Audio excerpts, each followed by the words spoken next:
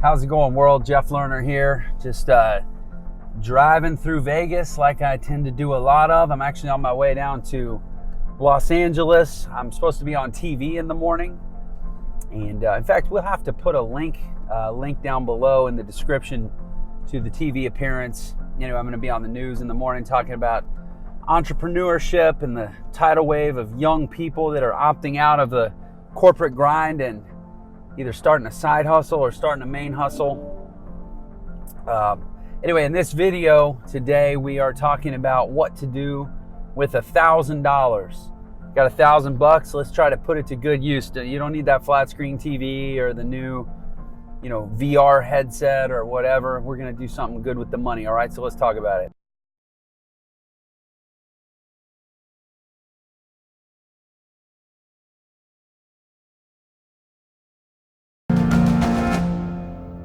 All right, so you got $1,000. What are you going to do with it? You want to start to take baby steps into investing and getting ready to, start to think rich so you get ready to be rich.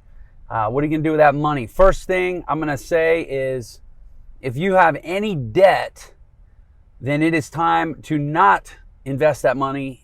It is time to guarantee the return on that money by paying off debt. A lot of people are eager to start investing, and I totally get it. I was once there myself, but if you have any debt, think about it this way. Debt is a guaranteed negative rate of return on whatever the amount of money the debt is. So typically debt interest rates are higher than investment returns, at least in terms of the ratio between what's guaranteed and what's possible, risk versus reward, right? So if you have debt that's costing you 8%, pay off the debt. That's like guaranteeing yourself an 8% return.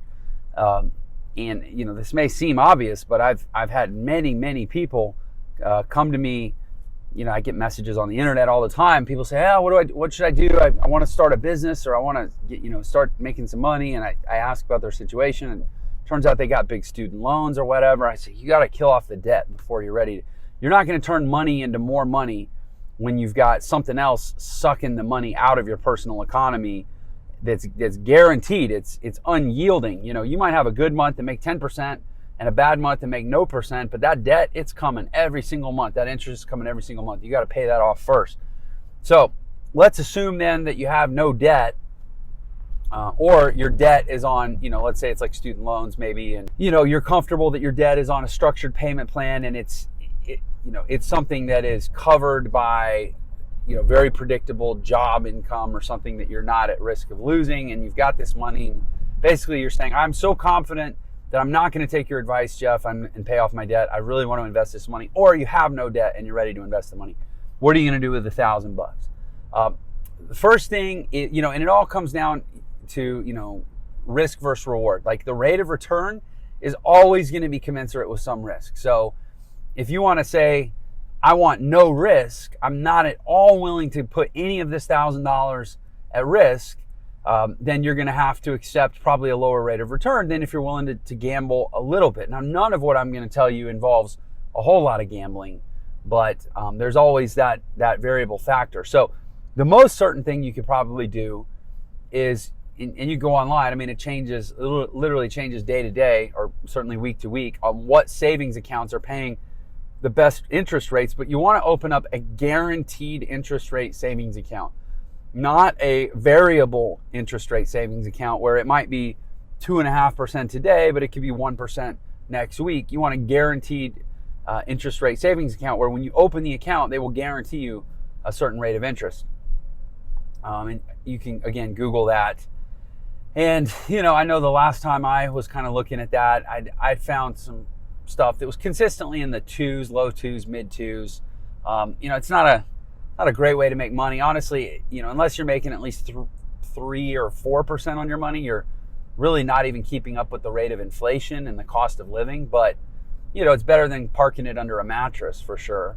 The next thing that I think I would suggest, that again, there's a little bit of risk involved, and I have to disclaim, I'm not a financial advisor. I'm not giving anybody specific tailored financial advice. This is for education only. These are just general ideas. But one thing I've found that's really, really cool is they have these basically robotic investment advisors now, where, because the thing about investing $1,000 is, I mean, it's a meaningful amount of money. It's not something you want to, squander away or treat irreverently, but it's not enough money that it makes any sense to go hire a professional to manage it. You're not even going to find an investment advisor to manage your money that's not going to charge you at least $1,000 up front or over time, over the first year or whatever to manage it. So it doesn't make sense to hire anyone to manage $1,000. So you got to take the human part out of the equation. But now they have these robotic investment advisors. One, for example, is a company called Betterment, BETTERMENT.com.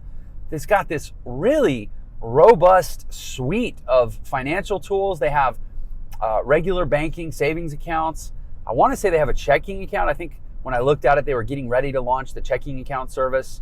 But they also have automated investment advisory services that are basically no cost.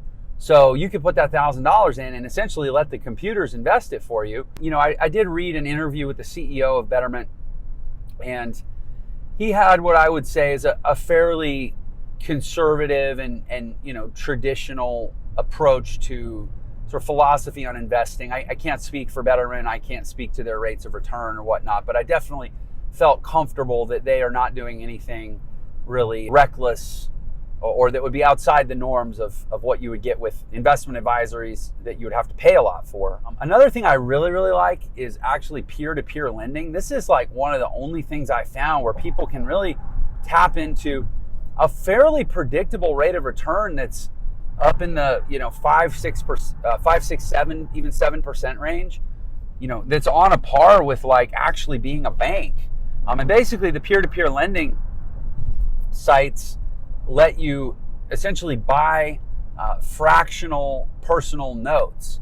So essentially you're buying a share of money that's been loaned out to someone personally. So it's like actually getting to participate in a sliver of a bank loan.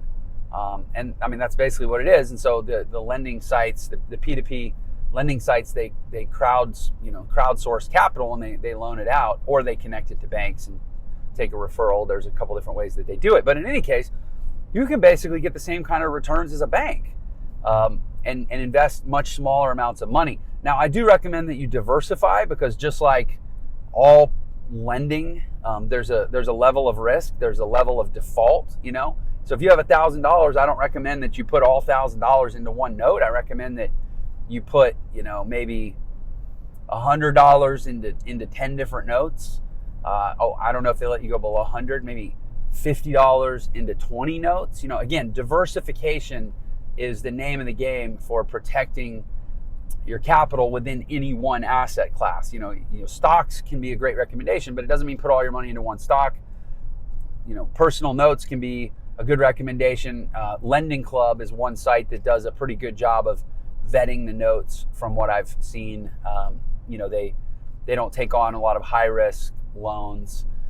But again, there's always that risk in any, non-guaranteed lending situation. It's not like you're getting collateral. It's not like you're getting a lien on somebody's house. You're basically, that's why you don't want to put all your eggs in one basket. But I have seen it. I have recommended it to people, and I have gotten positive feedback from people that have said, man, this is awesome. I'm earning, 3 times what I would have earned in a savings account. And then the next thing that I personally like, and this is something I personally do a fair amount of, is actually ETFs, exchange traded funds. And this basically is a really efficient way of letting you diversify within an investment class. So for example, you could buy, I think it's called the Spider Fund, which is SPX. It's the S&P 500 exchange traded fund. And basically what it does is it gives you exposure to all 500 stocks in the S&P 500, which is historically sort of the best performing, mainstream financial index is the S&P 500. It's got, I want to say its average rate of return over decades and decades is, 8 or 9%, or at least I want to say 7%. I think residential real estate is 9, commercial real estate is 8, and the S&P is 7. Don't quote me on those numbers, but I mean, we're talking really significant rates of return that have held up over very long periods of time, with the S&P at least. So And an exchange traded fund is a very low cost way to get involved in that. And if you Google no fee investment accounts or no fee trading platforms, there's platforms that'll let you basically buy stocks for zero to very, very minimal transaction fees. A lot of times they'll just charge you a tiny little fee per transaction, but there's no like monthly fee or fixed minimums or anything like that. Again, just ETFs. It's kind of like people used to buy mutual funds, but mutual funds had a lot of kind of fees interwoven. ETFs are essentially a computerized version of mutual funds where they batch a lot of different, stocks or investment vehicles together. Let's see, we've got guaranteed interest rate savings accounts. We've got robo advisories like Betterment. We've got peer-to-peer lending like Lending Club. We've got exchange traded funds. That's 4 reasonable things that you can do with $1,000. But again, remember where I started, that if you have any debt at all, I'm going to strongly encourage you to start there. That's the most guaranteed rate of return you can get, is to cancel out the negative rate of return on whatever you're paying on your debt. And then finally, I'll say this, that $1,000, I want to really encourage and compliment anybody that's ready to get started in investing and has been able to save $1,000, and encourage you to do so. But you also have to be realistic. $1,000 is not going to create, just by itself, no matter how long you give it. I mean, unless you live for 1,000 years, it's not going to give you, with any degree of certainty, safe, cushy retirement, or really grow into a big nest egg or something that's going to fundamentally, set you for life, so to speak. So $1,000 is a great start, but keep going, and my advice, personally, and I'm going to say what I would do. I'm not going to say what anybody else should do, because I'm not giving individualized investment advice, but what I would do, and in fact, what I did was, that first $1,000 is a nice start, but keep working, keep living lean, try to get another $1,000.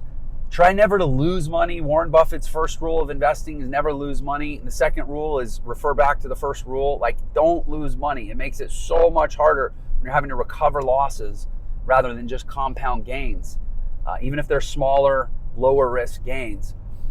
But invest the next 1,000, invest the next 1,000, and try to get a base in place to where you can get into some sort of meaningful piece of real estate. At the end of the day, I believe in real estate. This other stuff is nice stuff because you can start with smaller amounts of money. There are some things you can do that are pretty safe and give you reasonable rates of return. But in terms of getting up in the 8, 9, 10% a year rates of return, where your money is, at 10% rate of return, your money is basically doubling every 7 years. Now you're getting into the cycle where you can actually build up real wealth over a couple decades. And for that, I think for the average person, you really, really need to try to get into real estate. So $1,000 is a great start, but don't stop there. Don't rest on your laurels. Keep building, keep growing until you can eventually, I believe, get that into some real estate and really, really see the growth. I have other videos about that. But okay, so hey, I'm turning and the sun's coming in my face. That's probably my cue to wrap. Listen, if you're into all this awesome life talk, you want to watch more of my videos, then please subscribe to my channel. Make sure you click the bell so you get notified when I release new videos, and I will catch you on the next one. Take care, world.